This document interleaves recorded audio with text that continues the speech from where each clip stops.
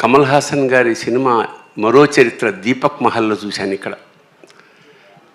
అది చూడడమే ఒక అదృష్టం. అలాంటి నుంచి ఆయనతో కలిసి యాక్ట్ చేయడం అనేది నా పూర్వజన్మ సుకృతంగా భావిస్తున్నాను. Any for that matter any artist మొత్తం భారతదేశంలో కాదు, యావత్ భూప్రపంచంలో లోకనాయకుడు అంటే కమల్ హాసన్. That's all. అంటే ఒక క్యారెక్టర్ కోసం ఆయన తీసుకునే శ్రద్ధ, commitment. So he transforms into a character. That is the greatness of Kamal Haasan. చరిత్ర మనకి బంగారు పుటలు చరిత్ర రాయాల్సి వస్తే కమల్ హాసన్ కోసం ఒక పేజీ కాదు, ఒక పేరా కాదు, ఒక బుక్ రాయాల్సి వస్తుంది. అలాగే మణిరత్నం సార్, ఆయన సినిమాలు చూసి పెరిగాం మేము.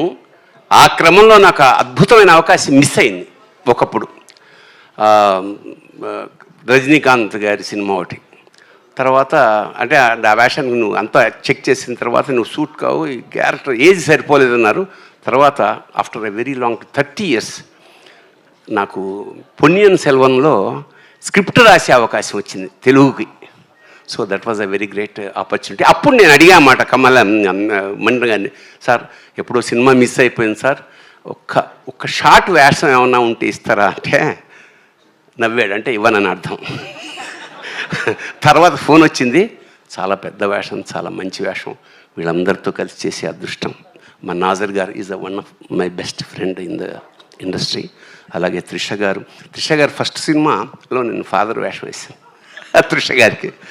సో థగ్ లైఫ్ అనేది ఒక యావత్ భారతదేశంలోనే ఒక సెన్సేషన్ క్రియేట్ చేస్తుంది మనస్ఫూర్తిగా నమ్ముకుంటూ. Thank you so much. Thank you so much Bharani గారు. Thank you. అండ్ అలాగే మా నాజర్ గారికి మైక్ని అందించవలసిందిగా రిక్వెస్ట్ చేస్తున్నాము.